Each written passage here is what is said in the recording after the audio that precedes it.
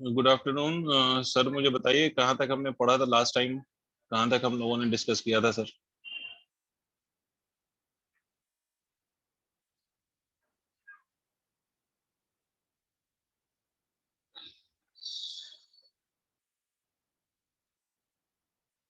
अगर मेरी आवाज जा रही है तो प्लीज बताइए कि लास्ट क्लास में कहाँ तक पढ़ा था सर। डाउट है। हाँ, आसिया बोलिए, डाउट बताइए।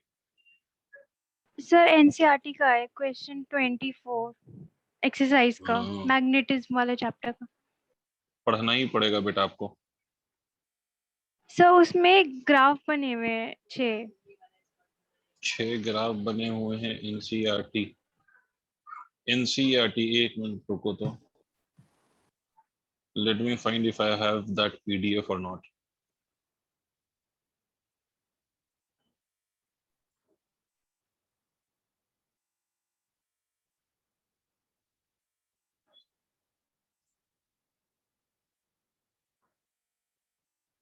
चैप्टर मैटर एंड मैग्नेटिज्म का चैप्टर सवाल है या मूविंग चार्ज एंड मैग्नेटिज्म का?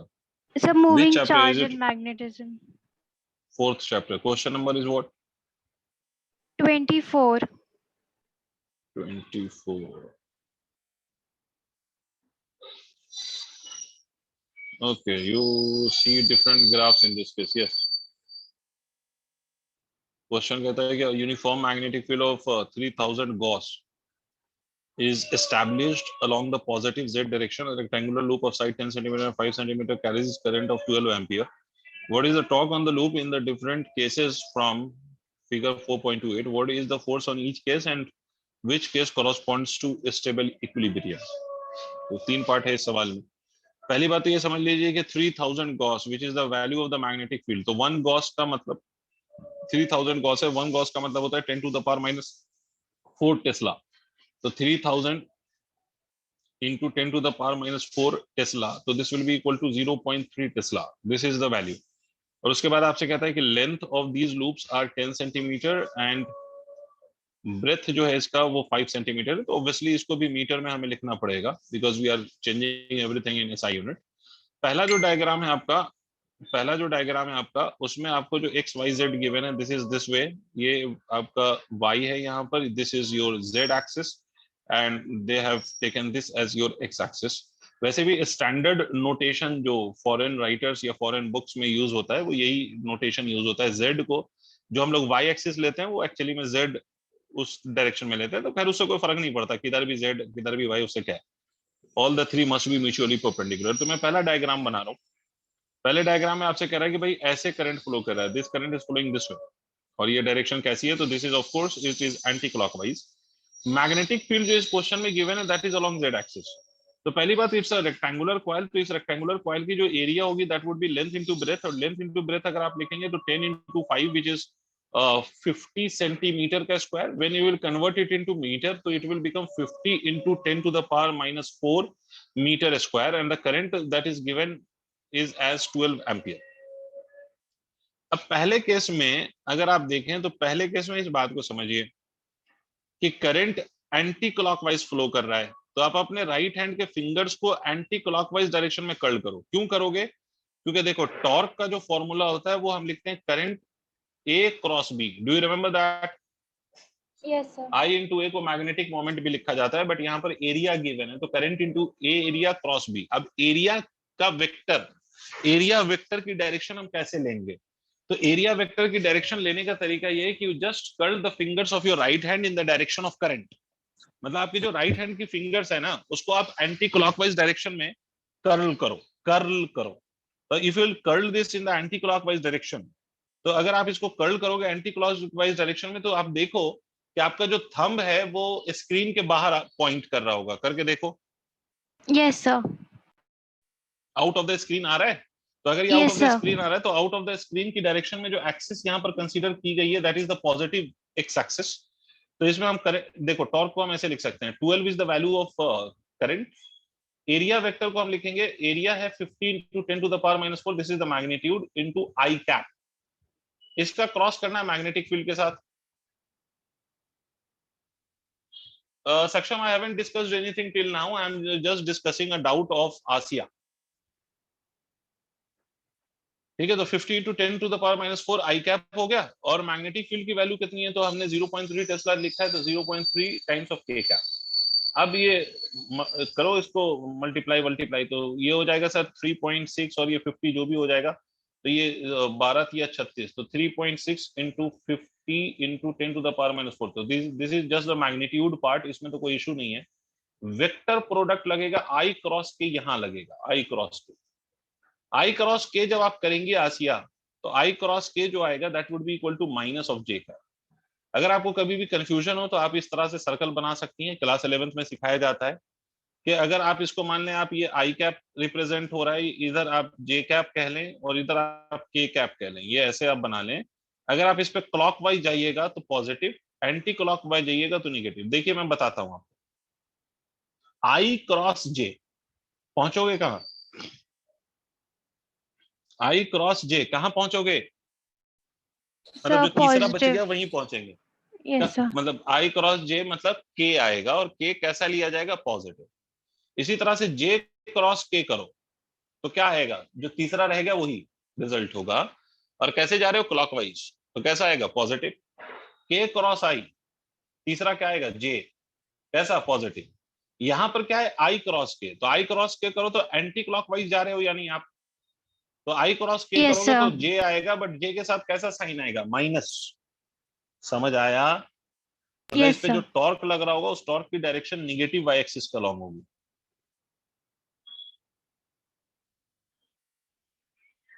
क्लियर है। Yes sir.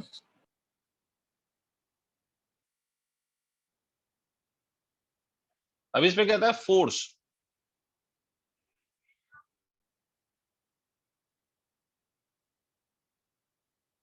फोर्स, ठीक है। Yes sir. तो इस पे कोई फोर्स लगेगा क्या,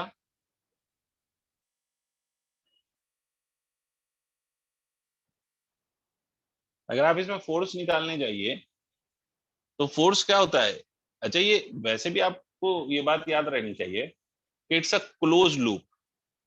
बोलो कैसा यस सर, लूप है, वो जीरो होगा। वो सीधा जीरो होगा। क्लोज लूप है तो क्लोज लूप में हमें पता है कि क्लोज लूप पे मैग्नेटिक फील्ड में फोर्स जीरो होता है, तो ये तो एक रिजल्ट आ गया। इसी तरह से दूसरे जो बने हुए हैं इसी तरह से सॉल्व कर लीजिएगा आप। Yes sir. ठीक है, इसी तरह से थोड़ा सा वेक्टर वेक्टर का कॉन्सेप्ट यूज होना है, और ऐसे ही सॉल्व हो जाएगा, उस सबको डायरेक्शन वायरेक्शन आ जाएगी आपको।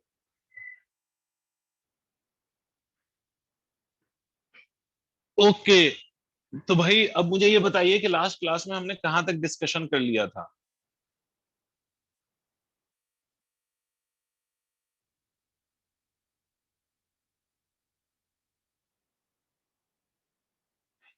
लास्ट क्लास में हमने कहां तक पढ़ा था ये बताइए, तभी तो आगे पढ़ा पाऊंगा।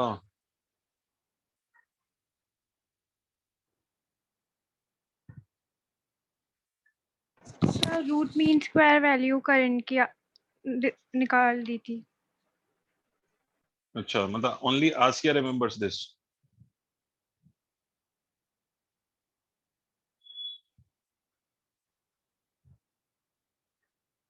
बहुत बढ़िया भाई, बहुत बढ़िया पढ़ रहे हैं आप लोग। Only Asiya remembers this. अनुभव नहीं है अनुभव, अभिनव। आप लोगों को याद नहीं है कि हमने लास्ट टाइम क्या पढ़ा था। एक्चुअली मैं कॉपी लेने गया था। अच्छा, आप कॉपी लेने गए थे। चलिए खैर, तो लास्ट टाइम जो हमने डिस्कस किया था that was the root mean square value of current, and in that case we discuss that कि I R M S value of current will be equal to I not by root two. और ये हमने कैसे discuss किया था, क्योंकि अभी मैं ई आर एम एस पे बात करने वाला हूँ।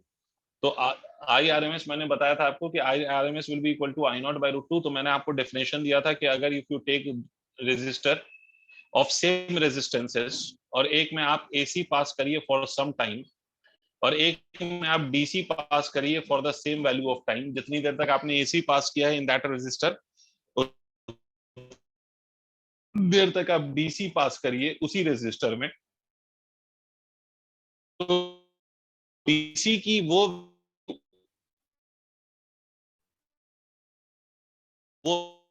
which will produce the same amount of heat AC। तो इसमें मैंने आपसे कहा था कि the value of DC would be called as RMS value of AC।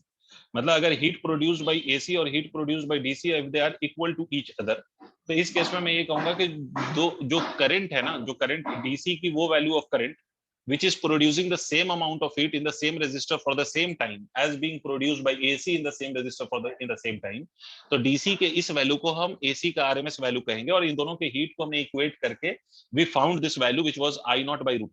ठीक है, तो जिस तरह से IRMS हमने डिफाइन किया है वैसे ही हम RMS वैल्यू ऑफ EMF भी डिफाइन करते हैं।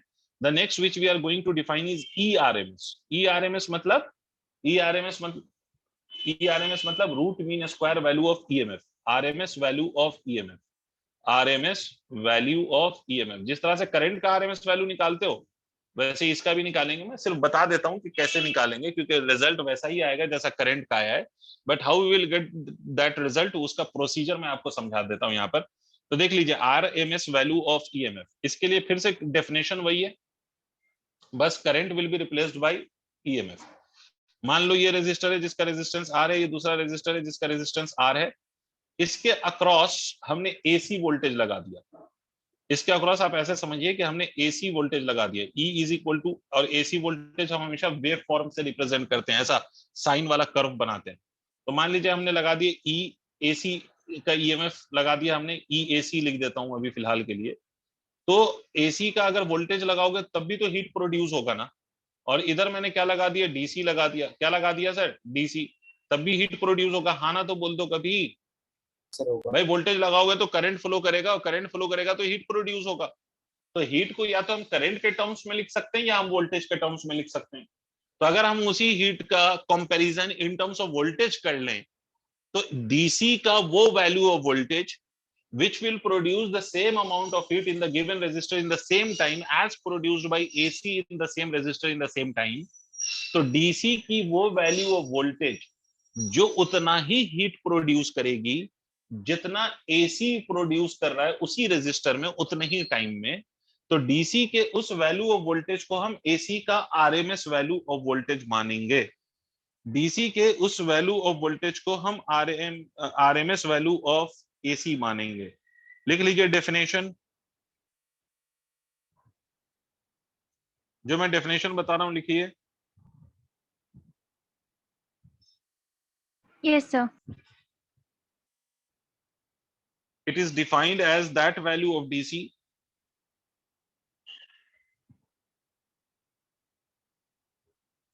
it is defined as that value of DC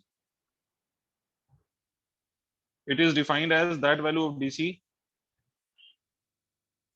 which when applied across a resistor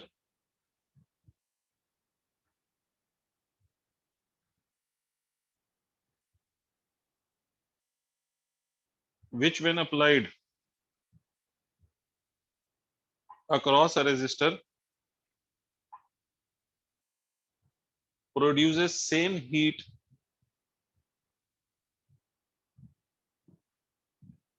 which when applied across a resistor produces same heat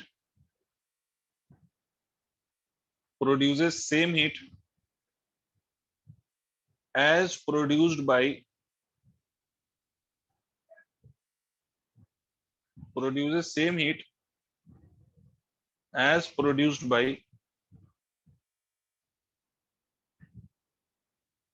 as produced by AC in the same resistor in the same time, as produced by AC in the same resistor in the same time।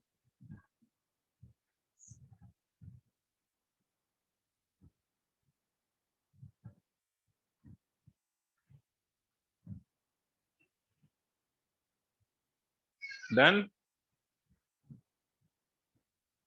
Yes.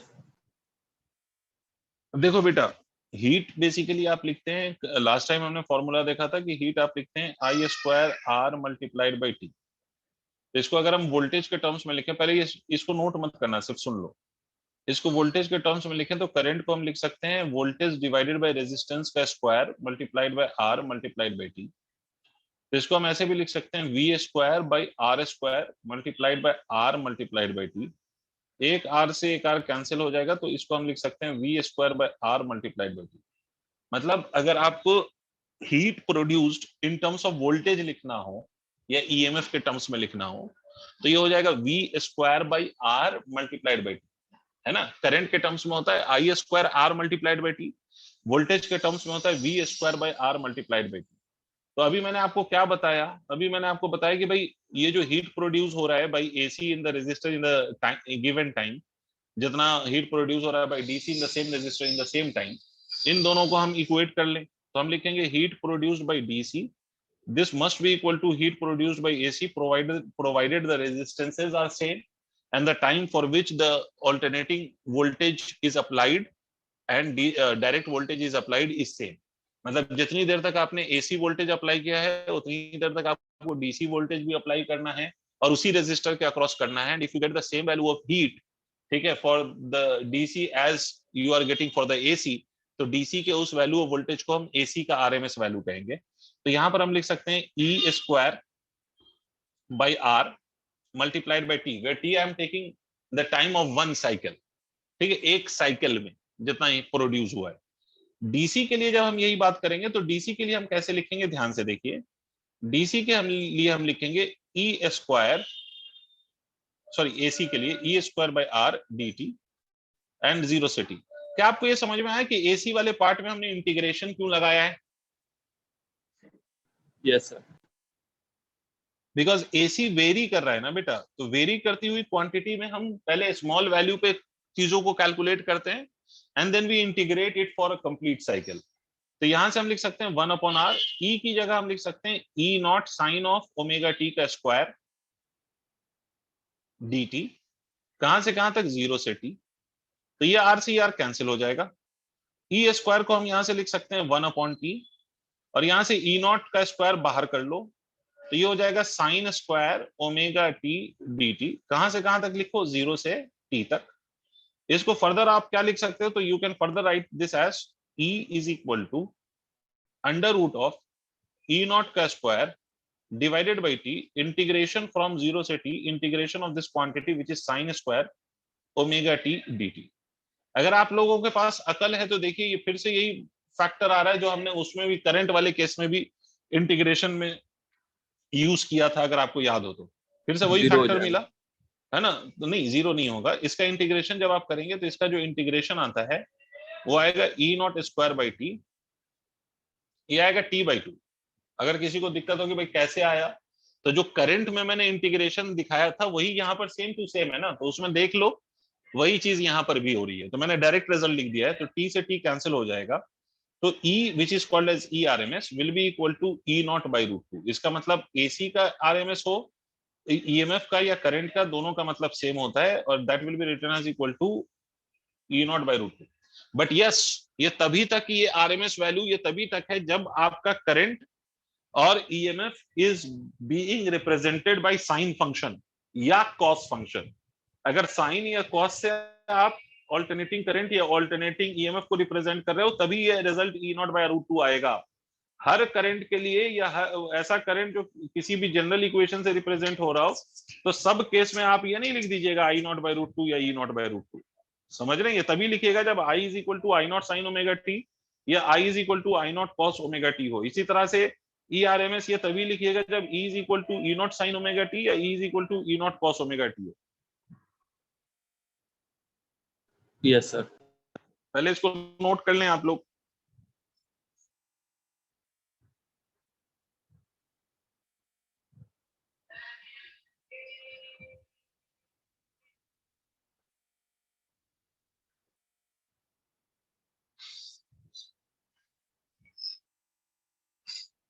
Done sir. अच्छा, अब एक बात और सुनो, इससे पहले कि मैं एक दो क्वेश्चन करूं, एक बात और सुने सब कि सर जब भी आपको एसी की वैल्यू गिवन होती है, जैसे आपने देखा होगा कहीं पे लिखा हुआ हो कि भाई the voltage AC voltage is equal to 230 volt, जो अपने घरों में सप्लाई आती है 230 वोल्ट एसी, तो वो जो 230 वोल्ट आप कहते रहते हैं that is not the maximum value of AC voltage, that is the RMS value of AC. फिर से मैं रिपीट कर रहा हूं कि कभी भी एसी का वैल्यू लिखा हो, चाहे करंट की वैल्यू लिखी हो या ईएमएफ या वोल्टेज जो भी कहने हैं आप उसकी वैल्यू लिखी हो, तो हमेशा याद रखिएगा कि जो करंट या वोल्टेज की वैल्यू लिखी होती है that is only the RMS value. कौन सी वैल्यू होती है? That is the RMS. RMS value, that is not the maximum value. अगर आपसे कोई ऐसे पूछ ले, जैसे एक आध मार्क के लिए आपसे पूछ ले कि भाई which is more dangerous 230 volt AC या 230 वोल्ट डीसी, तो बच्चा कहेगा कि सर दोनों तो 230 है, तो फिर डेंजरस की बात कहां से आ गई? तो याद रखो कि sir AC 230 volt is more dangerous than DC of 230 volt. क्यों सर, कैसे पता आपको? इसलिए पता कि भाई जब आपको एसी बोला जाएगा, एसी 230 वोल्ट, तो एसी 230 वोल्ट का मतलब ये हो गया कि they are talking about only the RMS value. इसका अगर आप मैक्सिमम वैल्यू लिखेंगे तो मैक्सिमम वैल्यू क्या होगा? तो देखो आपने अभी बोला कि सर आरएमएस वैल्यू जो लिखते हैं आप, ई आरएमएस की value that would be written as equal to E not by √2। तो अगर आप मैक्सिमम वैल्यू लिखेंगे तो क्या होगा? √2 टाइम्स ऑफ ई आरएमएस। इसका मतलब ये आप लिखेंगे √2 टाइम्स ऑफ 230। तो undoubtedly 230 volt of AC is much greater than that of the 230 volt of DC. भाई √2 से मल्टीप्लाई हो रहा है ना, that means it is being multiplied by 1.41। तो 1.41 से आप मल्टीप्लाई कर दीजिएगा तो ये वैल्यू तो ऑब्वियसली 230 से ज्यादा आ जाएगी ना। तो 230 volt of AC and 230 volt of DC will not have the same effect, rather 230 volt of AC will be more dangerous than 230 volt of DC. Is it clear? Yes, sir. Yes, sir. चलो एक दो सवाल करते हैं, फिर उसके बाद आज सर्किट खेलना शुरू करते हैं। एसी सर्किट पे डिस्कशन शुरू होगा आज, बट उससे पहले एक दो क्वेश्चन। भाई एक पहला क्वेश्चन सीबीएसई में पूछा हुआ क्वेश्चन, सीबीएसई ने कभी पूछा, किसी टाइम में किसी साल में पूछा था कि भाई ये करंट है खुचुक खुचुक खुचुक, ये करंट खुचुक खुचुक, ये करंट खुचुक खुचुक खुचुक खुचुक खुचुक खुचुक खुचुक खुचुक खुचुक खुचुक खुचुक खुचुक खुचुक खुचुक, ये करंट है, करंट वर्सेस टाइम, ये करंट है भाई। करंट में बोला यहाँ पर कि 2 एम्पियर है, और यहाँ पर आपसे करंट में बोला कि यहाँ पर करंट -2 एम्पियर है। द क्वेश्चन आस्क्ड वाज कि भाई what would be what would be IRMS? What would be IRMS? You had to answer what is the value of IRMS in this case. क्या यहाँ पर I0/√2 लगा सकते हैं? क्या यहाँ पर No, sir. IRMS को I0/√2 लगा सकते हैं? No sir. No sir. पहली बात तो ये कि जिनको नहीं पल्ले पड़ रहा है वो सुने, IRMS की वैल्यू I0/√2 तब लिखते हैं जब current is represented by I is equal to I0 times of sine of omega T. जब करंट आपका I is equal to I0 sine omega T से आप रिप्रेजेंट करेंगे, तभी सिर्फ आप करंट को I0/√2 लिख सकते हैं। यहां पर जो करंट का कर्व गिवन है, अनडाउटेडली वो साइन का कर्व तो नहीं है, और आप मैथ्स वाले हैं तो मैथ्स वालों को तो ये पता होना चाहिए। क्या is this the current represented by sign? No, sir. No, sir. और एक बात अगर मैं और कहूं तो भाई ये ऐसा करंट है कि जो जिसका सिर्फ डायरेक्शन चेंज हो रहा है। The magnitude of this current is not being change with the time. अगर आप ध्यान से देखें तो magnitude of current is constant. Magnitude जो है करंट का वो कांस्टेंट है सर।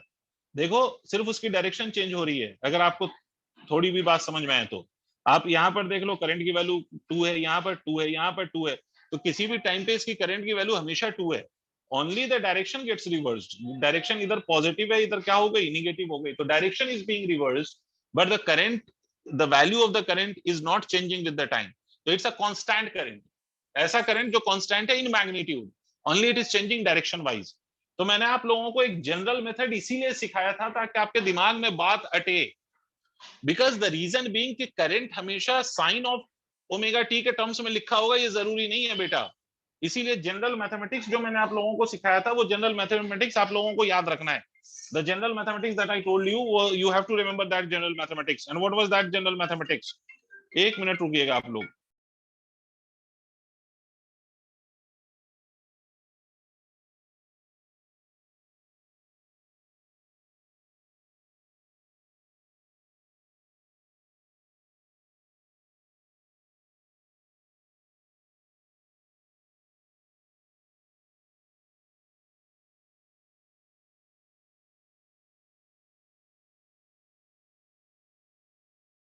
चलिए सर, तो जनरल मैथमेटिक्स क्या है? एक्स आर एम एस की वैल्यू, ये सक्षम your answer is correct.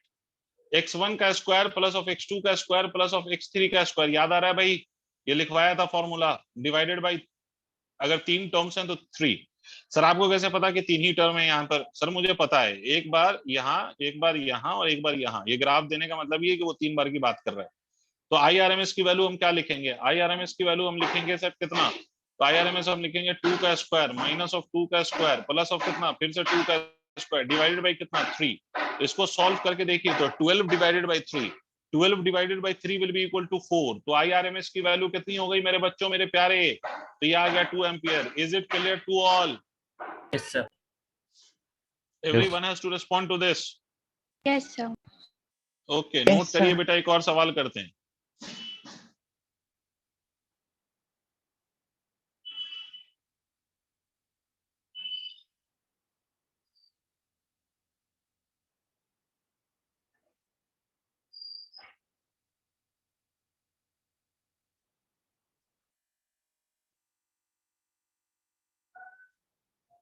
Done, sir.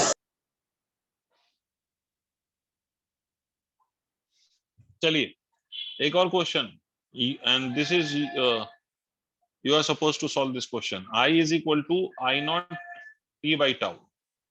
इस क्वेश्चन में I where I naught is maximum current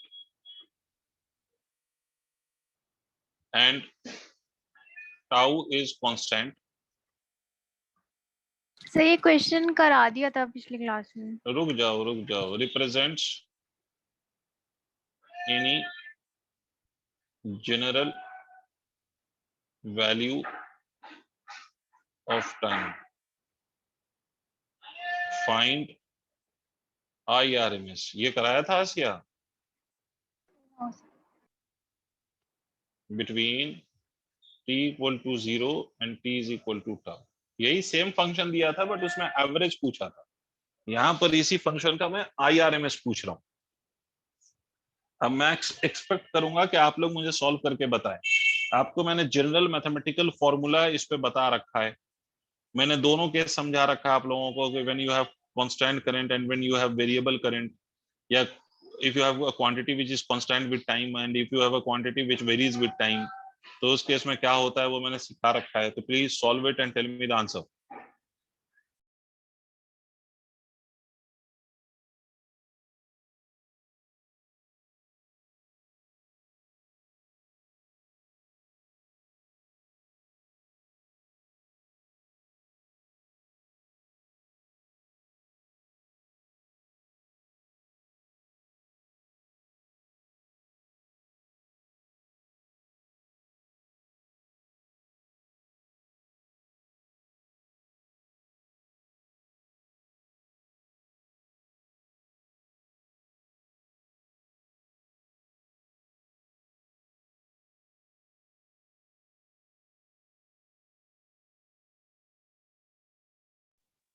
I have got one answer and I have got this from Abhinav side.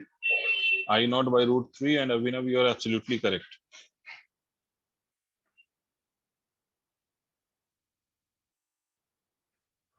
Yes, I naught by root 3 is a correct answer. Sir कैसे? तो यहाँ पर IRMS because this value is varying with time, तो इसका IRMS निकालने का तरीका क्या होगा कि I square dt undoubtedly from 0 to tau because the limit of the time I have taken from 0 to tau divided by what? Divided by integration of dt from 0 से tau. इसको फर्दर हम लिख सकते हैं आई स्क्वायर की जगह आई not का square, because आप पूरी क्वांटिटी को पुट करिए, तो अगर आप इस पूरे वैल्यू ऑफ करंट को पुट करेंगे तो I not T by tau होगा जिसका स्क्वायर करेंगे आप, and this will B D T from 0 से टाउ। और ये वैल्यू कितनी हो जाएगी? ये वैल्यू होगी डी टी कहां से कहां तक? Again it is also to be integrated from 0 से टाउ। अब इसको सॉल्व करिए तो आई नॉट का स्क्वायर अपॉन टाउ का square is constant, hence it will be taken out of the integration. You will integrate only t square dt from 0 to tau, और नीचे dt का इंटीग्रेशन will be t, तो आप लोगों को integration आता है because you have mathematics as your subject, तो 0 से tau इसको इंटीग्रेट करेंगे तो ये क्या आ जाएगा? तो this you will get it as I not का स्क्वायर डिवाइडेड बाई टाउ का स्क्वायर, और नीचे इंटीग्रेशन करो तो tau upper limit minus of lower limit, और ऊपर करो तो ये हो जाएगा t³/3 0 to टाउ, और नीचे एक और t आ जाएगा आफ्टर पुटिंग द लिमिट्स। इसको आप फाइनली सॉल्व करिए तो आपको नीचे दिखाई देगा I0 का स्क्वायर डिवाइडेड बाई टाउ का क्यूब, और ऊपर वाले टर्म में लिमिट पुट करिए तो ये हो जाएगा τ³/3। Tau cube and this tau cube cancels out, तो IRMS की जो वैल्यू यहाँ पर आएगी, IRMS you will get it as I0/√3। This would be the IRMS value of current. Yes, sir. भाई सबको समझ आना चाहिए, सबसे हो जाना चाहिए clear.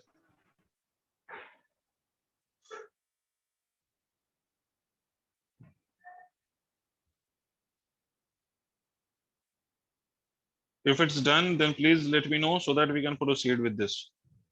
Done, sir. Done, sir. Okay.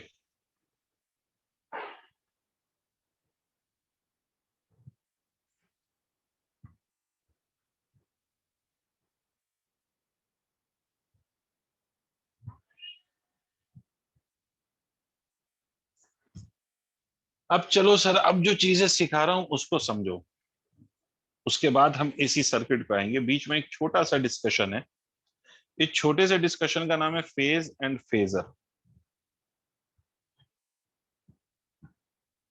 इस बात को हम समझेंगे, पहले हम समझेंगे फेज का क्या मतलब है और फिर हम समझेंगे फेजर का क्या मतलब है। देखिए क्लास 11th में जो चैप्टर था SHM, that is simple harmonic motion, उस चैप्टर में फेज डिस्कस किया जाता है। उसके बाद फिर उसका यूज वेव्स में भी है, वेव क्लास 11th का। इसका मतलब फेज एक ऐसी चीज है जो क्लास 11th के दो चैप्टर में यूज हो रही है, एक का नाम है SHM, दूसरे का नाम है वेव्स। और यही फेज का कॉन्सेप्ट क्लास 12th के भी दो चैप्टर में यूज होता है। जो एक चैप्टर तो ये करंट वाला चैप्टर है हमारा AC, ये जो अभी चल रहा है हमारा, इसमें भी फेज और फेजर का यूज है। इसके बाद इसका फिर से यूज आएगा in second book when we will be discussing wave optics. जब हम वेव ऑप्टिक्स पढ़ रहे होंगे तो उस केस में भी फेज का यूज आएगा, फेजर का कॉन्सेप्ट आएगा। इसका मतलब फेज और फेजर इतनी इंपॉर्टेंट चीज है कि क्लास 11 से लेकर क्लास 12 तक 4 चैप्टर में इसका कॉन्सेप्ट यूज हो रहा है। क्लियर है? तो इसलिए आप बहुत अच्छे से, बहुत कायदे से समझ लो। बहुत छोटी सी चीज है ये, कोई ऐसा कोई टिपिकल चीज नहीं है जो आपको नहीं पल्ले पड़े। बहुत छोटी सी चीज है, बस उसी को आज बेहतर तरीके से समझ लेंगे ताकि हमें जीवन भर फेज और फेजर का मतलब पता रहे। स्टार्ट करते हैं फेज के साथ। देखो बेटा, फेज, इस बात को समझाने के लिए मैं आपको डिफरेंट पिक्चर समझाता हूं। पहले तो आप ये समझिए, 11th का थोड़ा सा एक एग्जांपल ले रहा हूं मैं, उसके बाद फिर इस करंट पे आऊंगा। देखिए बेटा, जैसे अगर मैं मान लो कि बच्चे मेरे लाल, मेरे पीले, मेरे ब्लू, अगर मैं ये सिंपल पेंडुलम ले लूं, if I take a simple pendulum, let us say ये सिंपल पेंडुलम मान लीजिए किसी इंस्टेंट पे यहां पर था, और इस सिंपल पेंडुलम को आप यहां से कुछ एंगल पे ले जाएं और यहां से छोड़ दें, एंगल पे ले जाएंगे और छोड़ देंगे, तो ये क्या करने लगता है? What kind of motion does the simple pendulum show when it is left by changing its mean position? Simple harmonic motion. Simple harmonic motion. जिनको ये भी नहीं पता है वो ये सिर्फ याद करें भाई, आपके घर में अगर if you have simple pendulum, if you don't have simple pendulum, then also you must have seen it in class 8th और 9th NCERT कि जब भी आप सिंपल पेंडुलम को यहाँ पर हिट करेंगे तो it will start its to and fro motion, जिसको हम ऑसिलेशन का नाम दे रहे हैं यहाँ पर। टू एंड फ्रो मोशन, ये ऐसे जाएगा, फिर ऐसे आएगा, फिर ये ऐसे जाएगा, फिर ये ऐसे आएगा। नहीं आ रहा? आसिया, से समथिंग। अभिनव, अनुभव, कुछ बोलो भाई। अफान भाई, कुछ बोलो। It will start oscillating, right? तो इसका मोशन ऑसिलेटरी मोशन होगा। अच्छा, जब ये ऑसिलेशन स्टार्ट करेगा तो अनडाउटेडली अलग अलग टाइम पे it will be at different position. कभी यहां पर होगा, कभी यहां पर होगा, फिर यहां पर होगा, फिर कभी यहां पर होगा। तो at different instants it will be at different positions, right? तो हर टाइम पे इसकी not only the position would be changing, साथ साथ the direction of this pendulum will also be changing, direction of motion of this pendulum. देखो, अगर ये यहां पर है तो ये ऐसे जा रहा है, जब उसके बाद ये ऐसे जा रहा है तो डायरेक्शन इधर है, फिर ये ऐसे जाने लगा तो डायरेक्शन चेंज हो गई। तो इसका मतलब इस केस में मुझे कोई एक ऐसी इक्वेशन चाहिए जिस इक्वेशन से मैं किसी भी टाइम पर इस पेंडुलम की पोजीशन भी पता कर सकूं और साथ साथ इसके डायरेक्शन ऑफ मोशन को भी पता कर सकूं। समझ रहे हो मेरी बात? Yes. इसी तरह से स्प्रिंग ब्लॉक सिस्टम याद करो। If you take a spring, you connect a block to it, and if this spring is in its natural length and block is resting at this position, अगर यहां से block को पुल करो और छोड़ दो तो what the block will do? पुल कर दिया, छोड़ दिया, तो ब्लॉक क्या वहीं पे रह जाएगा या it will do something? Do some.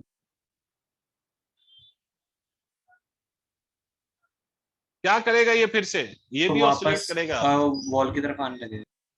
हाँ, पहले इधर जाएगा, फिर ऐसे आएगा, फिर ऐसे आके फिर ऐसे जाएगा। मतलब it will also exhibit the simple harmonic motion. जिन्होंने क्लास 11 में पढ़ा हो उनको पता होगा। तो अगर आप ध्यान से देखें तो इस केस में भी हर टाइम पे इसकी पोजीशन भी चेंज हो रही है और साथ साथ इसका क्या चेंज हो रहा है? तो इसका डायरेक्शन ऑफ मोशन भी चेंज हो रहा है। इसका मतलब इस केस में भी विल नीड एन इक्वेशन जो हमें इसकी दोनों चीजें बता सके, हमें इसकी पोजीशन भी बता सके और साथ साथ इसका हमें डायरेक्शन ऑफ मोशन भी बता सके। तो ऐसी इक्वेशन जो हमें ये दोनों बताएगी, ठीक है, वो इस फॉर्म की इक्वेशन क्लास 11 में पढ़ाई जाती है, x is equal to a sin omega t। शायद आपको याद आ जाए।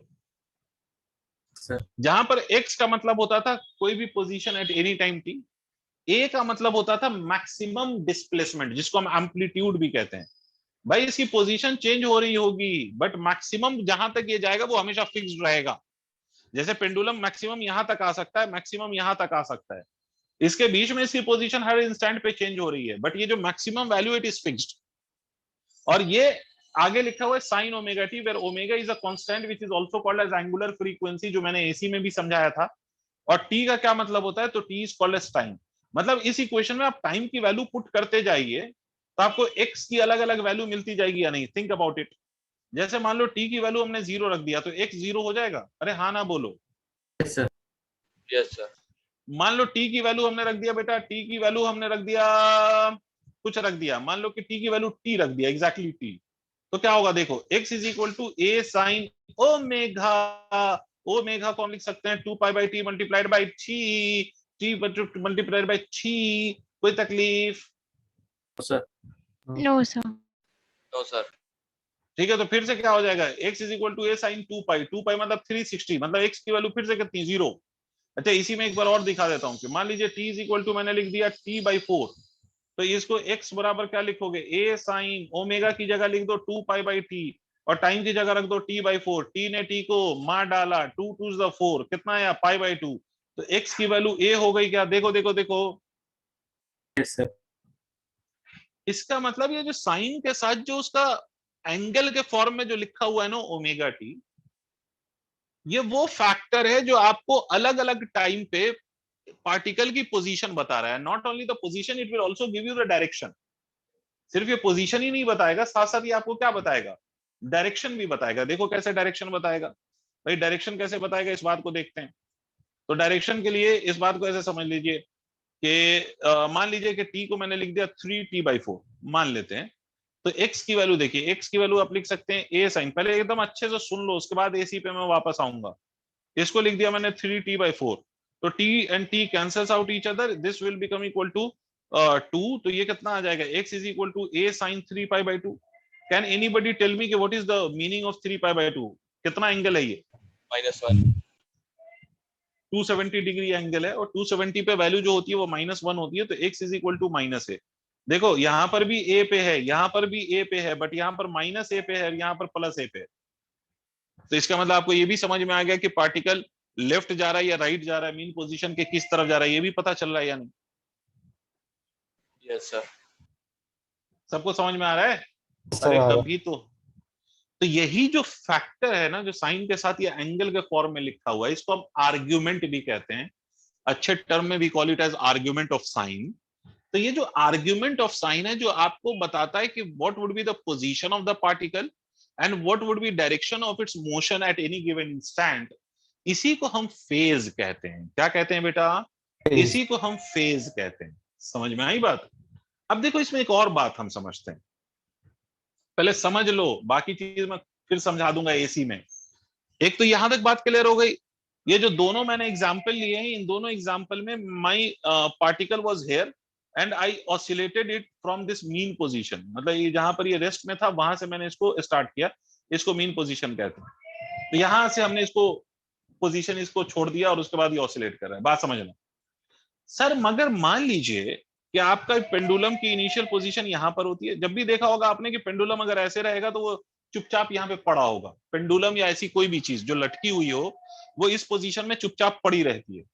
अब आप मान लो इसको आप कुछ एंगल पे ले गए, एक्सट्रीम पे नहीं ले गए, कुछ थोड़ा सा आप इधर ले गए और यहां से छोड़ दिया, तो यहां से छोड़ोगे तब ये ऑसिलेट करेगा। एक तो तरीका ये है कि यहीं पर आप यहां पर है तो यहां पर आप इसको हिट कर दीजिए तो ये ऑसिलेट करने लगेगा। समझ रहे हैं आप? Yes sir. तब भी ऑसिलेट करेगा। तो ये ऑसिलेशन हम कहेंगे कि ये मीन पोजीशन से ऑसिलेट कर रहा है। बट इस केस में हमने क्या किया, पहले कुछ हाइट पे ले गए उसके बाद हमने छोड़ा, तो ये मीन पोजीशन इसकी तो नहीं है ना, ये मीन पोजीशन ये है, ये कहीं और से ऑसिलेट कर रहा है। तो अगर ये t इक्वल टू 0 पे देखा जाए तो t इक्वल टू 0 पर ये मीन पोजीशन पे या कहीं और इसकी ऑलरेडी कुछ पोजीशन है, ऑलरेडी कुछ पोजीशन है, ऑलरेडी कुछ पोजीशन है। ठीक है, इसका मतलब ये जरूरी नहीं है कि t इक्वल टू 0 पर पार्टिकल 0 ही से ऑसिलेट करे, बिल्कुल जरूरी नहीं है। क्या मतलब सर, मान लो किसी पार्टिकल का मीन पोजीशन है ये mp, यहां से स्टार्ट अगर हो रहा है तो हम कहेंगे t0 पर इसकी पोजीशन 0 है। बट अगर मान लो कि पार्टिकल की मीन पोजीशन ये है बट वो स्टार्ट कहीं यहां से कर रहा है तो हम कहेंगे t इक्वल टू 0 पर पार्टिकल की मीन पोजीशन 0 नहीं है।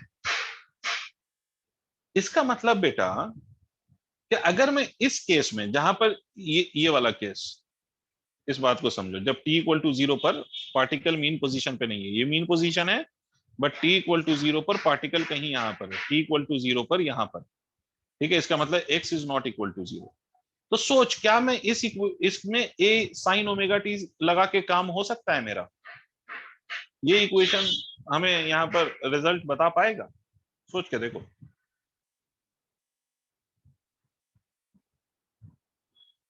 अगर मैं यही इक्वेशन यूज करूं तो क्या इस इक्वेशन से हमें कुछ फायदा होगा? नो सोचो, सर। दिमाग पे जोर डालो। t की वैल्यू 0 रखो तो t की वैल्यू 0 पर x क्या दिखाई देगा यहाँ पर? अरे t की वैल्यू, अरे मेरे लाल 0, मगर यहाँ पर मैंने क्या बोला कि t 0 पर x 0 है क्या? नहीं है। इसका मतलब सिर्फ इससे काम तो नहीं बनेगा। तो ऐसे केस में इक्वेशन ऐसे लिखा जाता है, x is equal to a sin omega t plus of phi. ये आपको कुछ कुछ शायद याद आ जाए। ये जो फाई यहाँ पर लिखा हुआ है इसको फेज नहीं कहते, ये फाई का मतलब होता है इनिशियल फेज, इसको कहते हैं इनिशियल फेज। इनिशियल फेज क्या करता है? Initial phase t equal to 0 पर पोजीशन बताता है। क्या मतलब सर, क्या बकवास कर रहे हो, समझ नहीं आया? देखो सर, जैसे मान लो मैंने लिखा x is equal to a sin omega t plus pi by 2। अगर मैं यहां पर t इक्वल टू 0 पुट करूं तो x बराबर a sin पाई बाई 2 होगा या नहीं होगा? सोच के देख। इसका मतलब x बराबर क्या हुआ? a। क्या मतलब हुआ इसका? इसका मतलब हुआ ओमेगा t के साथ एक और टर्म अगर ऐड हो जाए तो ये इस बात का सबूत है कि पार्टिकल t0 पर x 0 से स्टार्ट नहीं हुआ है। इसका क्या मतलब हो रहा है यहाँ पर कि t0 पर पार्टिकल कहां पर है? a पे है, मतलब एम्पली मैक्सिमम दूरी से स्टार्ट हुआ है। जैसे अगर मान लो कि मैं आपसे यहां पर ये कहूं कि x is equal to a sine omega t minus of pi by 6 है, मान लेते हैं। तो यहां पर t अगर 0 पुट करो तो x इज इक्वल टू क्या आएगा? a sine minus of pi by 6 आएगा, यानी हाँ ना तो बोल कभी। Yes sir. तो x is equal to minus of a sine pi by 6, क्योंकि sine minus theta is minus sine theta, तो x की वैल्यू माइनस a बाई 2 होगी या नहीं होगी? इसका क्या मतलब समझे? t इक्वल टू 0 पर पार्टिकल मीन पोजीशन से स्टार्ट हुआ है या x is equal to minus a by 2 से स्टार्ट हुआ है? माइनस a बाई 2 से। तो इसलिए बेटा ये वाला जो टर्म साथ में ऐड करते हैं इसको हम इनिशियल फेज कहते हैं। और याद रखो ये पूरा जो टर्म है सिर्फ ओमेगा टी नहीं, मैंने बोला साइन के साथ जो भी लिखा होगा उसके एंगल के फॉर्म में वो पूरा का पूरा टर्म फेज कहलाएगा। वो पूरा का पूरा टर्म क्या कहलाएगा? फेज कहलाएगा। पूरा का पूरा टर्म क्या कहलाएगा? फेज कहलाएगा। मतलब ओमेगा टी प्लस ऑफ कुछ भी प्लस ऑफ कुछ भी वो पूरा फेज कहलाएगा।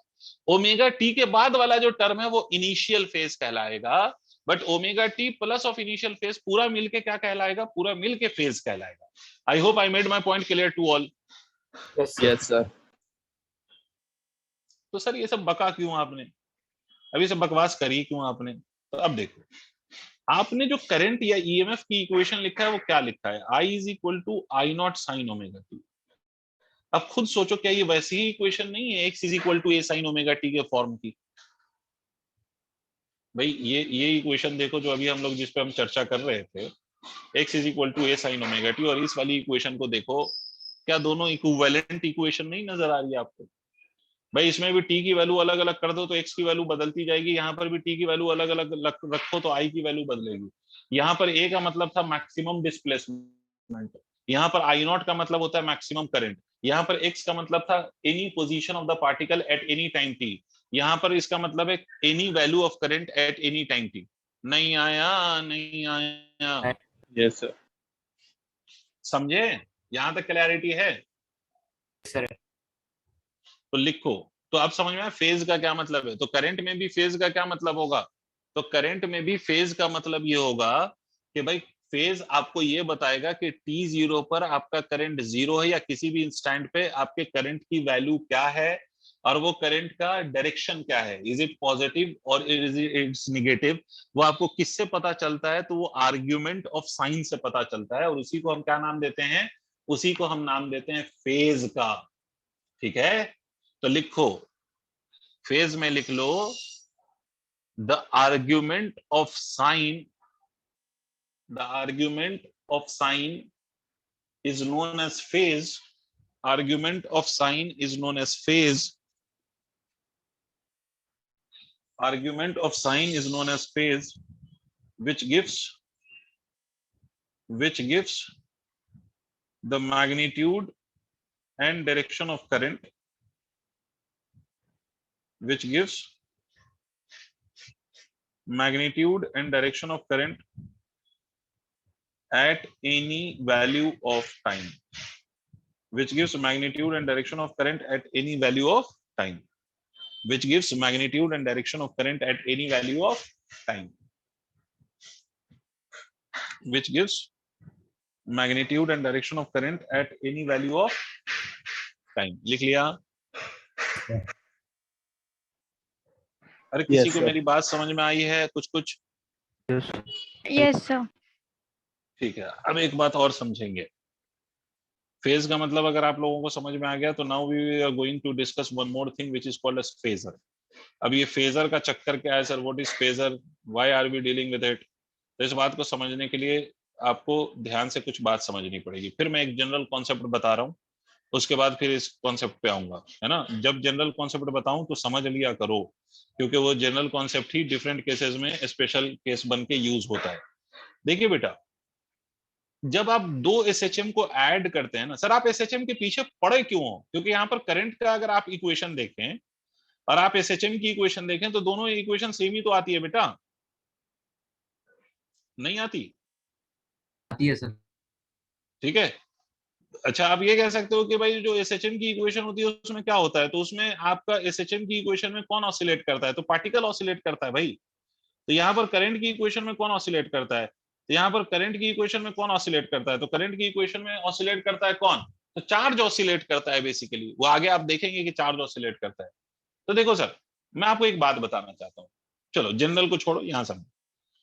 अगर आप दो डीसी वैल्यू आपको गिवन हो, करंट की दो वैल्यू, जैसे मान लो कि आपसे मैं कहूं कि I1 is equal to 4 ampere है और I2 is equal to 3 ampere है, मान लीजिए दो करंट गिवन।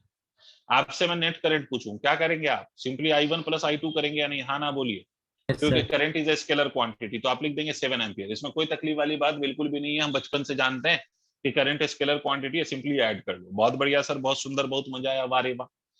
अब मैं आपसे कह रहा हूं कि मेरे पास एक करंट है I, इसकी वैल्यू है I1 sine of omega T, where I1 is the maximum value of this current. और दूसरा करंट है I डैश, इसकी वैल्यू लिखी हुई है I0 times of sine of omega t plus of मान लो 5, ऐसा लिखा हुआ है। समझ रहे हैं मेरी बात? Is it clear to all? अब मैं आपसे कह रहा हूं कि आई नेट बताइए, तो आई नेट आप क्या बताएंगे सर? तो यहां पर अभी भी करंट, चाहे वो एसी हो कि करंट डीसी हो, current is always a scalar quantity whether it be AC और डीसी। तो करंट को ऐड करने के लिए तो आप यही करेंगे ना कि I plus of I dash करेंगे। जब i plus of i dash करेंगे तो आप क्या लिखेंगे, i1 times of sine of omega t plus of i2 times of sine of omega t plus of phi, यही तो लिखेंगे, आप यही लिखेंगे। बट इसको जब आप ऐड करने जाएंगे तो इसका एडिशन डायरेक्टली वो वैसा एडिशन नहीं है जैसे 4 और 3 ऐड कर लिया था। आपको खुद भी समझ में आ रहा होगा, यहाँ पर i1 sign omega t plus i2 sign omega t है, इसका मतलब ट्रिग्नोमेट्री बीच में आएगी, बोलो हाँ या ना। घबराओ नहीं, ये वाली डेरिवेशन अभी आपको इस चैप्टर में नहीं है, ये वाला डेरिवेशन या तो क्लास 11th में कराया जाता है, वरना 12th में वेव ऑप्टिक्स में ये वाला डेरिवेशन कराया जाता है। मैं सिर्फ चीजें सिखाने के लिए मैं आपको ये ऐसा करके बता रहा हूँ, वरना तो यहाँ पर सिर्फ रिजल्ट यूज होता है। मैं ये इसलिए करके बता रहा हूँ ताकि आपको प्योर फील आए कि भाई हम कर क्या रहे हैं, क्यों कर रहे हैं, ऐसा वो फील आए। तो देखो बेटा, लोगों ने यहाँ पर ट्रिग्नोमेट्री, डोंट वरी, हम बीच में ट्रिग्नोमेट्री लगा के सॉल्व नहीं करेंगे, हम डायरेक्ट रिजल्ट लिखेंगे, बिकॉज इस चैप्टर में वो वाला derivation is not the part of the syllabus of this chapter, तो you need not to worry about this. तो देखो सर, जब लोगों ने पूरा कैलकुलेशन किया, पूरी ट्रिग्नोमेट्री लगा दी, तो उसमें दे ऑब्जर्व्ड दैट कि इसका जो रिजल्ट आया वो ऐसा आया, i1 का स्क्वायर प्लस i2 का square plus of twice of i1 i2 times of cos of delta phi, where delta phi is phase difference between two current. Difference मतलब जो भी उन दोनों के बीच का फेज डिफरेंस हो, दो करंट के बीच का phase difference between two current. यहां पर ये जो दो करंट हमने दिखाया, इसमें फेज डिफरेंस है या नहीं है बेटा? इसका फेज ओमेगा टी है और इसका phase omega t plus phi है, तो दोनों के फेज में कुछ डिफरेंस दिखाई दे रहा है आप लोगों को बच्चों? Yes sir. सब नहीं बोल रहे हैं यार, दोनों के फेज में डिफरेंस है या नहीं? फाई का डिफरेंस है, उसी Yes, को sir. फेज डिफरेंस कहा जा रहा है। अब जब इतना किया ना, सब हमने जब इतना सॉल्व करके देखा, तो फिर हमारे दिमाग की बत्ती जली, और दिमाग की बत्ती जल के उसने, दिमाग की बत्ती ने ये बोला कि यार ये तो कैलकुलेशन वैसा ही है जैसा हम दो वेक्टर को ऐड करने में करते हैं। नहीं यार, अरे भाई आप याद करिए कि अगर दो वेक्टर ले लिए जाएं और मैं आपसे कहूं कि एक वेक्टर है ए, दूसरा वेक्टर है बी, और इन दोनों के बीच का एंगल है थीटा, तो इन दोनों का जो रिजल्ट आता है, जिसको हम रिजल्टेंट कहते हैं, वो क्या आता है? A square plus of b square plus of 2ab cos theta आता है या नहीं आता है? याद करो, ऐसा ही तो आता है। इसका मतलब जब हमने ये पूरा किया ना, तो हमारे दिमाग में ये बात समझ में आई कि भाई इसका जो एडिशन है, ये ऑल्टरनेटिंग क्वांटिटी का जो एडिशन है, वो एग्जैक्टली वैसा ही है जैसा वेक्टर का एडिशन होता है। ओ, तो सर क्या मतलब, इससे करंट वेक्टर क्वांटिटी हो गया या EMF, alternating EMF vector quantity हो गई? बिल्कुल नहीं, ये मैंने बिल्कुल नहीं बोला। मैंने बोला कि इसके सम की वैल्यू वैसी ही दिखाई दे रही है जैसा आपके दो वेक्टर के एडिशन का रिजल्ट होता है। इसका मतलब यह है सर कि अगर मैं इस करंट को, ऑल्टरनेटिंग करंट को या ऑल्टरनेटिंग वोल्टेज को मैं अगर वेक्टर से रिप्लेस कर दूं, किससे रिप्लेस कर दूं? वेक्टर से रिप्लेस कर दूं, और उसको वैसे ही ऐड करूं जैसे दो वेक्टर को ऐड किया जाता है, तो will get the same result. नहीं आ रहा भाई? Yes sir. इसका मतलब इस पूरे कॉन्सेप्ट से आपको क्या पता चल रहा है? इस पूरे कॉन्सेप्ट से आपको ये पता चल रहा है कि भाई ऑल्टरनेटिंग करंट और ऑल्टरनेटिंग ईएमएफ को हम किससे रिप्रेजेंट कर सकते हैं? तो we can represent it by vector. क्या इसका मतलब कि वो वेक्टर हो गया? इसका बिल्कुल मतलब नहीं है कि वो वेक्टर हो गया। तो फिर हम क्यों रिप्रेजेंट कर सकते हैं? बिकॉज जैसा वेक्टर का रिजल्ट आता है वैसा ही इस केस में इसका रिजल्ट आ रहा है, that is why we can represent it by vector. और यही जो हम करते हैं कि ऑल्टरनेटिंग क्वांटिटीज को वी रिप्रेजेंट बाय वेक्टर, उसी वेक्टर को हम फेजर कहते हैं। क्या कहते हैं? उसी वेक्टर को हम क्या कहते हैं? फेजर। तो फेजर का बेसिक मतलब यह है कि रिप्रेजेंटिंग या ऐसे कह लो, representing alternating quantities by vectors known as phasor. Clear? यहां तक समझ में आया है? और क्यों ऐसा कर पा रहे हैं? क्योंकि इसका रिजल्ट वैसा ही आ रहा है जैसे दो वेक्टर के एडिशन का रिजल्ट आता है। सबको क्लैरिटी है? तो आगे बढ़ूंगा। डेफिनेशन अभी लिखाऊंगा, बट बेसिक कॉन्सेप्ट समझ आ गया ना भाई कि हम ये पढ़ क्यों रहे हैं, क्या फायदा है इसका? तो पढ़ क्यों रहे हैं उसका मतलब आपको क्लियर है। तो अब लिखिए,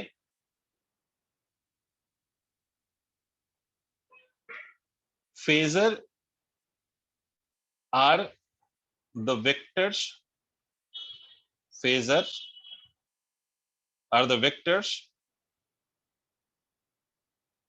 by which, या ऐसे लिख लो, which is used to represent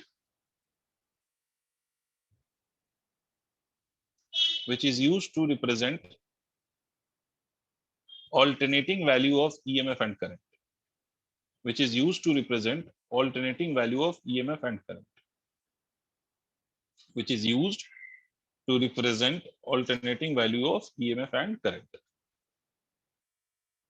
ठीक है, alternating value of EMF and current.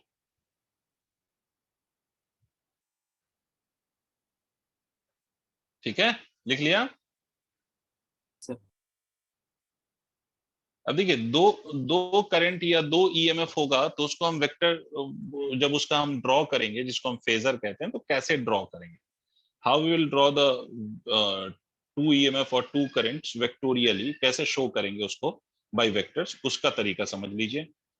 तो देखिए, अगर मान लो कि मैं कहीं पर लिखता हूं I1 is equal to I0 times of sine of omega t, और I2 की वैल्यू लिख रहा हूं I0 sine of omega t plus of pi by two, मान लीजिए। तो बेटा इस इक्वेशन को देख के आपको क्या समझ आ रहा है कि ये जो दोनों करंट है उन दोनों के बीच का फेज डिफरेंस जीरो है या नॉन जीरो है? Non zero. नॉन जीरो है। एक्चुअली में अगर मैं इन दोनों के फेज डिफरेंस की बात करूं तो that is equal to pi by two. भाई ये ओमेगा टी और ये omega t plus pi by two को आपस में सबट्रैक्ट कर दो तो इसका जो रिजल्ट आएगा वो आएगा पाई बाई टू। अब दूसरी बात, इसमें पाई बाई टू कौन आगे है, मतलब पाई बाई टू किस में ऐड हो रहा है, ऐड हो रहा है या सबट्रैक्ट हो रहा है दूसरे वाले करंट में? ऐड हो रहा है। ऐड हो रहा है। तो ऐड हो रहा है, इसका मतलब हम कहेंगे कि यहाँ पर I2 is leading I1 by pi by to. मतलब इस केस में हम कहते हैं कि लीड कर रहा है। कौन लीड कर रहा है? तो हम कहेंगे कि सर I2 लीड कर रहा है। किससे लीड कर रहा है सर? तो it is leading by I1 by an angle of pi by two. कितने एंगल से लीड कर रहा है? तो पाई बाई टू से लीड कर रहा है। तो मतलब हम कह सकते हैं I2 leads I1 by pi by two. I2 I1 से पाई बाई टू के एंगल से लीड कर रहा है। अच्छा सर, बहुत बढ़िया सर, यहां तक तो बात समझ आ गई सर। तो इसको अगर हम फेजर पे दिखाएं तो कैसे दिखाते हैं? तो हम I1 के लिए भी वेक्टर ड्रॉ करेंगे। ये इसका एंगल कितना है? इसका omega T is the phase angle. उस फेज एंगल को हम क्या करते हैं? उस फेज एंगल को हम यहाँ पर दिखा देते हैं और इस फेज एंगल को हम कहते हैं ओमेगा टी। क्लियर है? और I2 देखो, ये I1, और I2 अगर देखो तो ये इसका omega t plus pi by to का एंगल बन रहा है। तो यहीं के रेस्पेक्ट में ये एंगल बन रहा है, तो इसके रेस्पेक्ट में ये omega t plus pi by to, इसका मतलब ये वाला कितना हो जाएगा? पाई बाई टू। और ये लीड है इसलिए इधर दिखा रहे हैं। ये ऐसा नहीं बनाना पड़ेगा आपको, ये I2 रिप्रेजेंट हो रहा है। ये मैंने ऐसे इसलिए दिखा दिया है कि लीड के लिए हम हमेशा एंटी क्लॉकवाइज डायरेक्शन में शो करेंगे और लैग के लिए हम किधर शो करेंगे? तो लैग के लिए we show it on clockwise direction. ठीक है, तो देखो अब दूसरा केस देखो। अगर मान लो सर, मान लीजिए कि I1 is equal to I0 times of sine of omega t है और I2 is equal to I0 times of sine of omega t minus of pi by two है। ठीक है, तो फेज डिफरेंस कितना होगा? फेज डिफरेंस हो जाएगा पाई बाई टू का। तो इस केस में हम कहेंगे कि I2 लैग। अब I2 पीछे चल रहा है ना बेटा, माइनस हो रहा है। देखो बच्चों, मेरे लाल, मेरे पीले, मेरे ब्लू, यस सर। माइनस हो रहा है ना। तो माइनस होने का मतलब लैग करना कहते हैं। क्या कहेंगे? कि लैग कर रहा है। कौन लैग कर रहा है? तो सर लैग कर रहा है I2 लैग्स I1 बाई कितने से? Again pi by to. नहीं आया? यस नहीं आया। तो इसको अगर हम आ फेजर गया। बना के दिखाएं, मतलब ये वेक्टर बना के दिखाएं ये फेजर, तो हम I1 ऐसे ड्रॉ कर देंगे। I1 के लिए फिर से हम लिख देंगे ओमेगा टी। I1 है ये ओमेगा टी है। और I2 को हम किधर शो करेंगे? तो इसको हम शो करेंगे इस डायरेक्शन में, दिस इज I2। और ये वाला जो है this will B pi by to. ठीक है, और इधर बनाते हैं तो इधर लैग को रिप्रेजेंट करते हैं और एंटी क्लॉकवाइज शो डायरेक्शन में शो करते हैं, तो इधर हम लीड को शो करते हैं।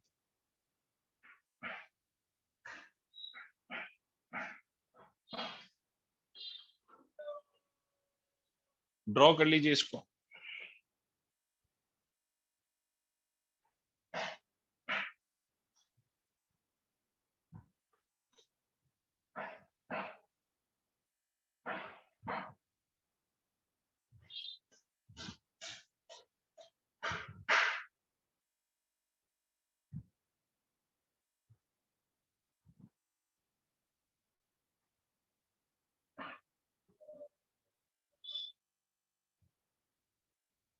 Done, sir.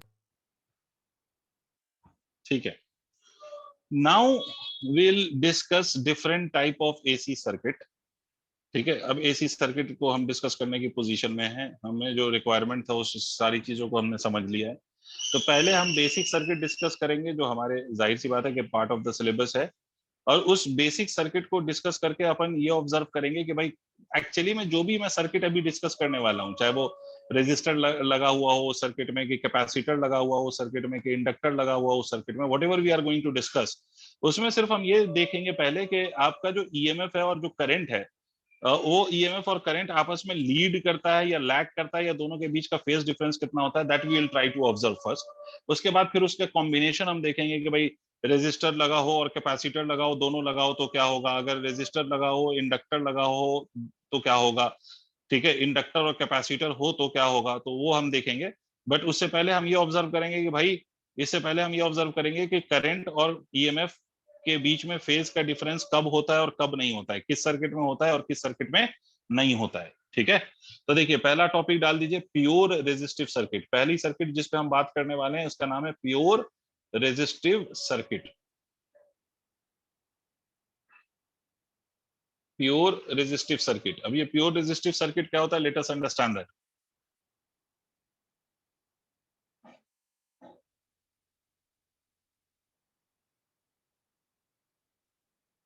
कौन सा circuit, pure resistive circuit. Let us understand this. Pure का ये मतलब नहीं कि प्योर और इम्प्योर, पे प्योर रहता है तो मतलब पूरा शुद्ध रेजिस्टर होगा और इम्प्योर हो गया तो अशुद्ध रेजिस्टर होगा, ये मतलब नहीं है इसका। प्योर का मतलब ये है कि ये circuit, this circuit will only be containing a resistor. ये सर्किट ऐसी सर्किट होगी जिसमें सिर्फ रेजिस्टर होगा और कोई दूसरा सर्किट एलिमेंट इसमें कनेक्टेड नहीं है, इसलिए इसका नाम प्योर रेजिस्टिव है। क्या मतलब हुआ सर, ये मान लीजिए कि ये रेजिस्टर है और इसका क्रॉस आपने एक एसी सोर्स लगा दिया, this is AC source you have connected across this resistor. Resistor का रेजिस्टेंस आर है, तो ऑब्वियस ही बात है कि एसी सोर्स आपने लगाया तो इसमें कुछ करंट भी फ्लो करेगा, तो उस करंट की इक्वेशन क्या होगी और ईएमएफ की इक्वेशन क्या है, उस दोनों को कंपेयर करके we will observe the difference of phase difference between these two. तो ईएमएफ मान लो कि the alternating EMF that we have applied across this resistor E is equal to E naught times of sine of omega t. अब अगर sir मुझे current निकालना है, तो करंट निकालने के लिए हमें मालूम है कि just divided by R, both sides, दोनों तरफ आप आर से डिवाइड कर दीजिए, तो E by E not by R sine of omega t. तो ई बाय आर को मैं आई लिख सकता हूँ, this will be equal to I naught times of sine of omega t, ऐसे लिख सकते हैं। तो these are the two equation. अब अगर आप ये दोनों इक्वेशन को देखिए तो मुझे एक बात बताइए, यहाँ पर भी ईएमएफ का जो फेज एंगल है, फेज एंगल कहूं तो कंफ्यूज मत होना, फेज या फेज एंगल एक ही बात है। ठीक है, यहाँ पर ईएमएफ के साथ जो फेज है वो भी ओमेगा टी है, और करंट के साथ जो फेज है वो भी कितना है, तो करंट के साथ भी फेज ओमेगा टी है या नहीं है? Sir, Yes, sir. दोनों के साथ का फेज जो है वो ओमेगा टी है। इसका मतलब इन दोनों के बीच का फेज डिफरेंस कितना है, तो फेज डिफरेंस इन दोनों के बीच का जीरो है। इसका मतलब क्या हुआ, इसका मतलब हुआ कि प्योर रेजिस्टिव सर्किट में current end voltage, current end voltage, voltage कहो या ईएमएफ कहो, दोनों का एक ही मतलब है, voltage will be in phase, in same phase. अब इसका क्या मतलब है सेम फेज, इसको प्रैक्टिकली समझो। सेम फेज का ये मतलब नहीं है कि करंट और ईएमएफ दोनों की वैल्यू सेम है। भाई सेम फेज का मतलब ये नहीं होता कि वैल्यू वाइज सेम है। सेम फेज का मतलब ये होता है, सेम फेज का मतलब ये होता है कि ये जो करंट है और ये जो वोल्टेज है, they will reach to their respective maximum value और their minimum value at same time. क्या मतलब सर, दोनों अपने मैक्सिमम, दोनों अपने मैक्सिमम या दोनों अपने मिनिमम वैल्यू पे सेम टाइम पे पहुंचेगा। इसका ये मतलब नहीं कि दोनों का मैक्सिमम और मिनिमम सेम है, ठीक है, बट दोनों अपने मैक्सिमम पे जब पहुंचेगा या दोनों जब मिनिमम पे पहुंचेगा तो दोनों सेम टाइम पे पहुंचेगा। इसका मतलब दोनों को, अगर दोनों का आप साइनोसॉइडल कर्व बनाएंगे तो वो एग्जैक्टली सेम होगा with the different value of amplitude. मतलब मैक्सिमम वैल्यूज अलग अलग होंगी, बट दोनों का जो पीक जिस समय पे आएगा या जीरो जिस समय पे आएगा वो समय सेम होगा, that time would be same. तो इसको, इसमें दो तरह की चीजें बना के दिखाते हैं, एक साइनोसॉइडल कर्व बना के दिखाते हैं, वेव फॉर्म जिसको कहते हैं, वेव फॉर्म, वेव फॉर्म कहते हैं तो कंफ्यूज नहीं होना। ये मान लीजिए कि ये एसी का ईएमएफ बना रहा हूँ, ये ऑल्टरनेटिंग वोल्टेज का मैं ईएमएफ बना रहा हूँ, ये वोल्टेज बनाया, अब इसी में अगर मुझे करंट बनाना है तो करंट जब ईएमएफ 0 होगा तो करंट भी 0 है, जब ईएमएफ मैक्सिमम होगा तो करंट भी मैक्सिमम है, जब ईएमएफ फिर से 0 हुआ तो करंट भी 0 है, फिर जब ईएमएफ मैक्सिमम होगा इन द नेगेटिव साइड तो करंट भी मैक्सिमम होगा इन द नेगेटिव साइड। ठीक है, तो इसलिए इसका जब ग्राफ बनाओगे तो बिल्कुल ऐसा ही ग्राफ बनेगा, but with obviously with different amplitude, मतलब इसका जो मैक्सिमम वैल्यू होगा वो सेम नहीं होगा, बट जब मैक्सिमम या मिनिमम जिस इंस्टेंट पे पहुंच रहा है वो सेम। ठीक है, ये मैक्सिमम और आगे भी बन सकता है।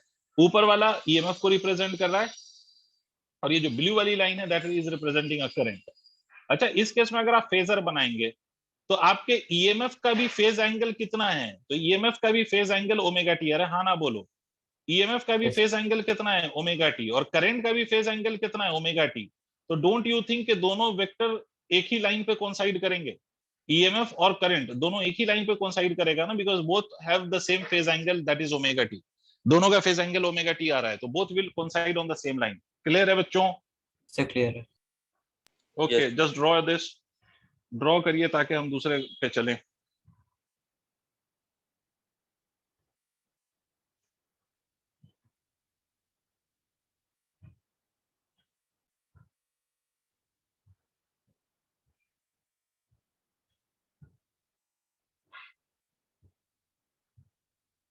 सर लास्ट वाला पॉइंट एक बार फिर से रिपीट करना। लास्ट वाले पॉइंट फेजर में मैंने कहा है कि दोनों का अगर आप फेज एंगल देखेंगे तो फेज एंगल दोनों का सेम है and that is omega t. तो बिकॉज दोनों का phase angle is omega t, तो इन दोनों को अगर हम वेक्टर से रिप्लेस करें तो दोनों वेक्टर तो कोइंसाइड ही करेंगे ना, बिकॉज दोनों vector is making the same angle. Okay sir.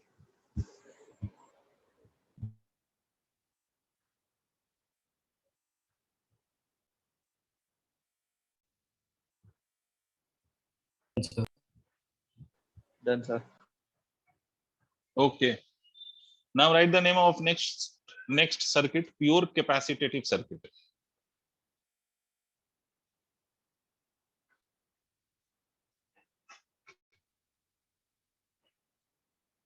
Pure capacitative circuit.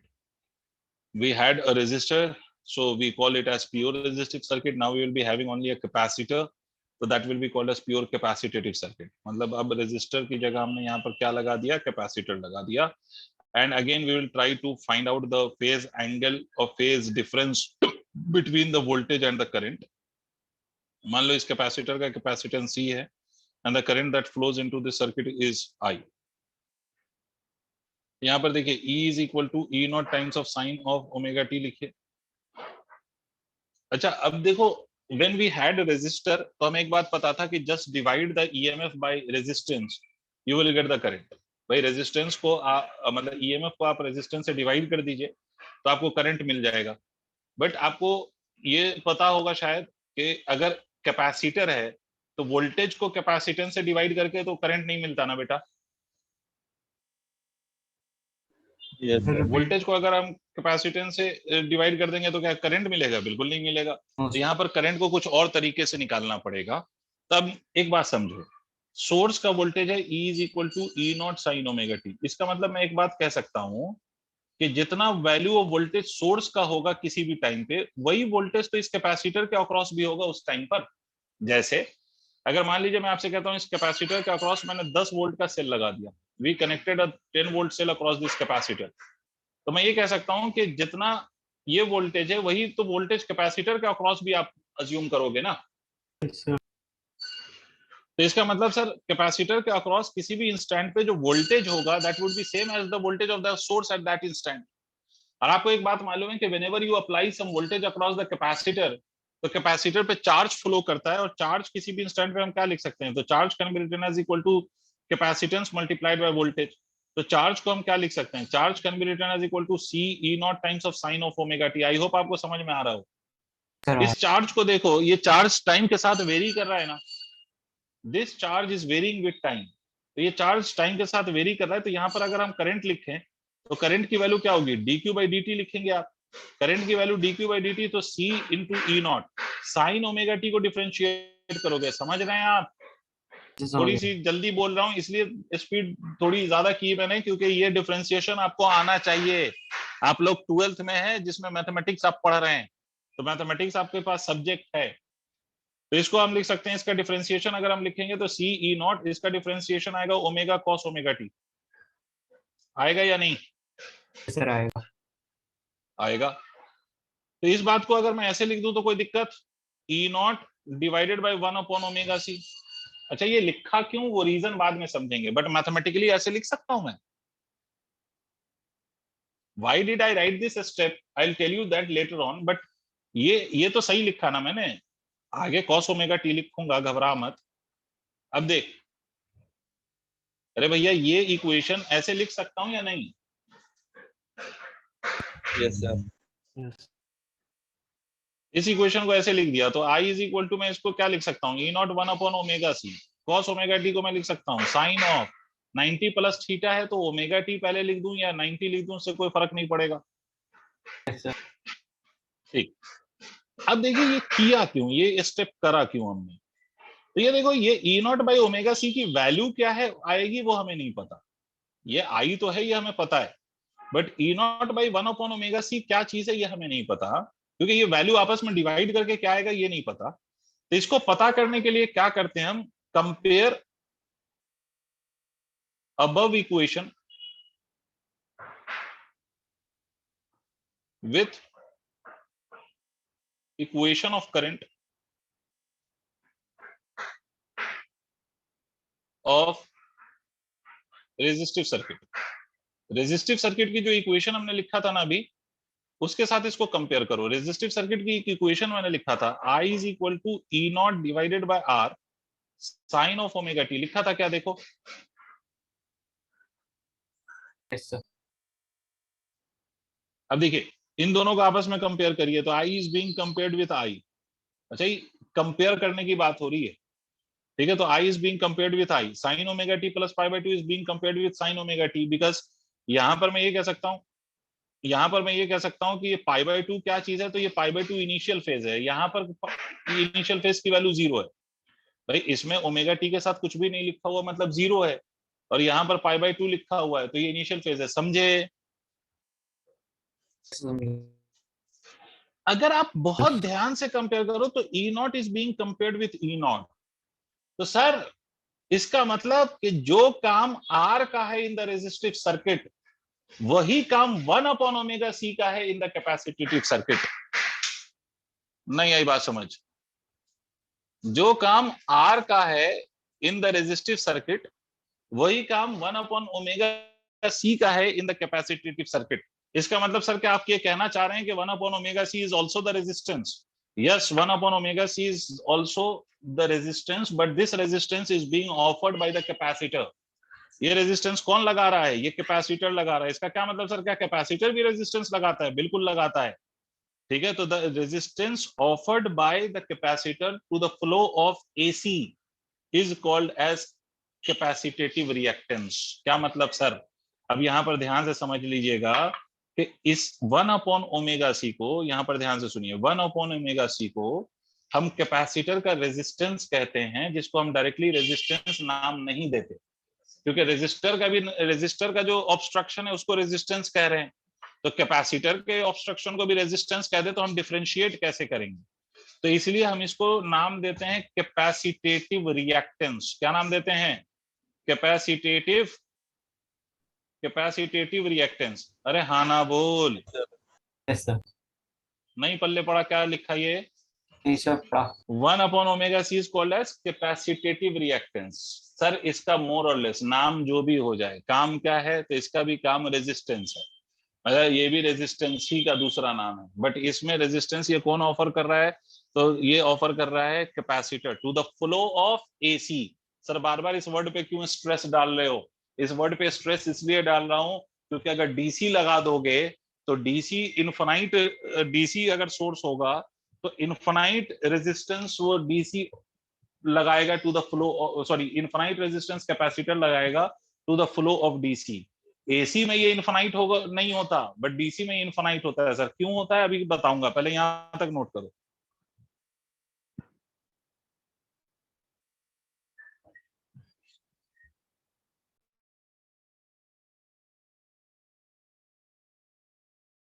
Sir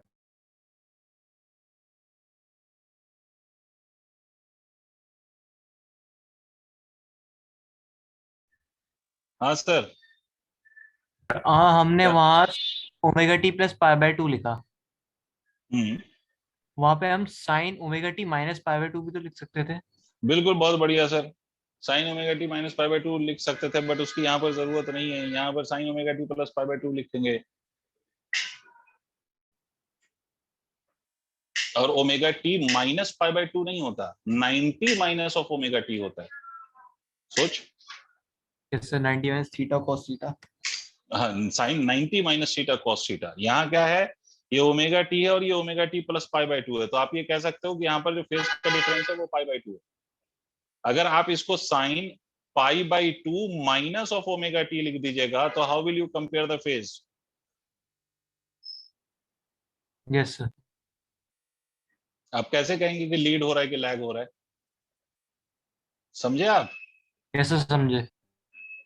इसीलिए यहाँ पर 90 माइनस थीटा नहीं। अच्छा, यहाँ पर प्लस वाले में फायदा ये है कि पाई बाय 2 प्लस ओमेगा टी लिखो या omega t plus pi by 2 लिखो, दोनों का एक ही मतलब है, तो इसलिए हमने इसको omega t plus pi by 2 लिख दिया। 90 माइनस थीटा का भी यूज आएगा, बट वो इंडक्टिव सर्किट में आएगा, उसका भी स्पेशल वो यूज इसलिए आएगा क्योंकि वहां पे स्पेशल एक रीजन होगा, वो रीजन हम वहीं पे समझेंगे।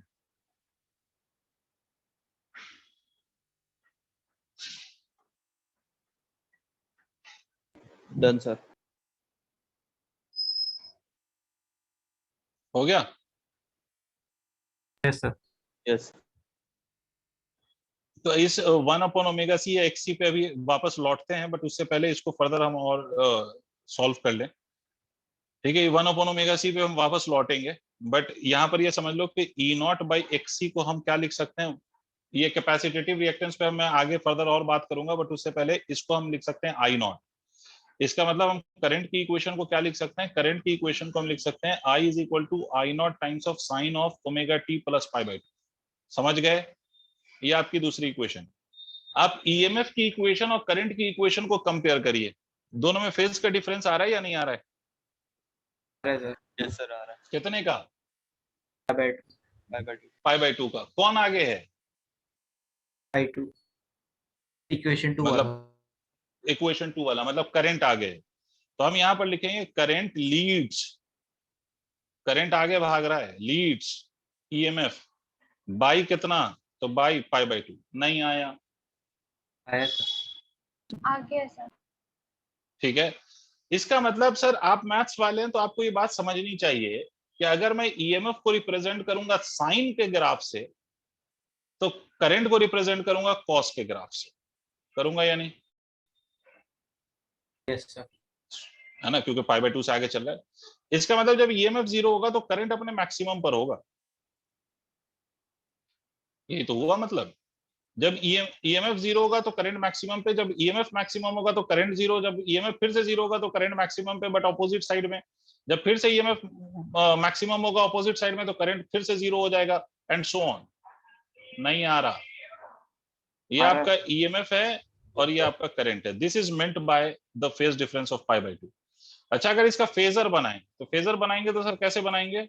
तो फेजर बनाएंगे, फेजर बनाएंगे, फेजर बनाएंगे, तो ईएमएफ हम कैसे बनाएंगे?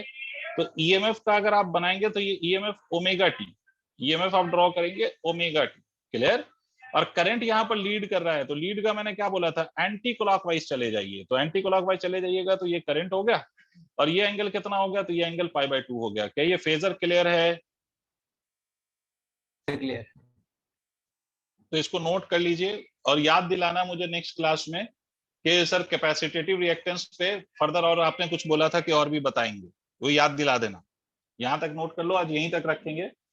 कैपेसिटिव रिएक्टेंस पे फर्दर आप याद दिला दीजिएगा मुझे नेक्स्ट क्लास में कि कुछ बोला था आपने कुछ और बताने के लिए।